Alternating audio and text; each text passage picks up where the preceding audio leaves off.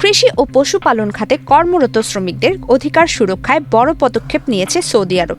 দেশটির মানব সম্পদ ও সামাজিক উন্নয়ন মন্ত্রী প্রকৌশলী আহমেদ আল রাজহি নতুন যে বিধিমালা অনুমোদন করেছেন তাতে ব্যক্তিগত বাসা, খামার ও পশুপালন কাজে নিয়োজিত কর্মীদের জন্য সুরক্ষা ও ন্যায্যতার নিশ্চয়তা দেওয়া হয়েছে।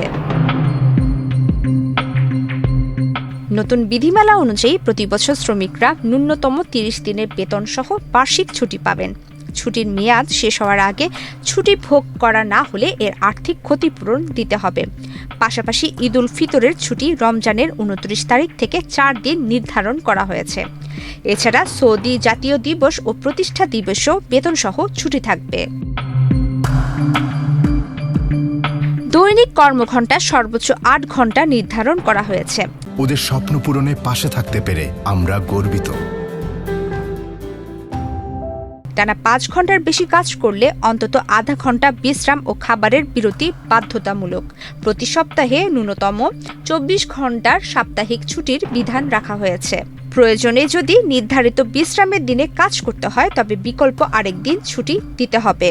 ওভারটাইমের ক্ষেত্রে শ্রমিকরা মূল মজুরির অতিরিক্ত ৫০% পাবেন, তবে সরকারি ছুটির দিনে করা কাজকে ওভারটাইম হিসেবে গণ্য করা হবে না। বিধিমালায় বলা হয়েছে ২১ বছরের কম বয়সী কাউকে নিয়োগ দেওয়া যাবে না। চুক্তিতে উল্লেখিত কাজের বাইরে অন্য কোনো দায়িত্ব চাপানো যাবে না। শ্রমিকদের অন্যের কাজ করতে বা ব্যক্তিগত ব্যবসায় যুক্ত হতেও বাধ্য করা যাবে না। চুক্তির শুরুতে সর্বোচ্চ ৯০ দিনের প্রবেশন পিরিয়ড রাখা যাবে।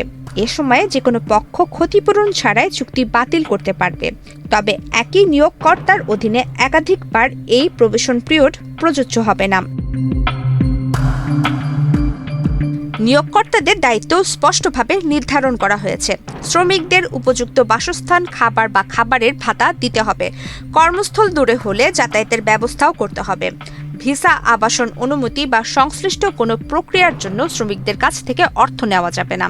শ্রমিকদের পাসপোর্ট বা ব্যক্তিগত মালপত্র জব্দ করা নিষিদ্ধ।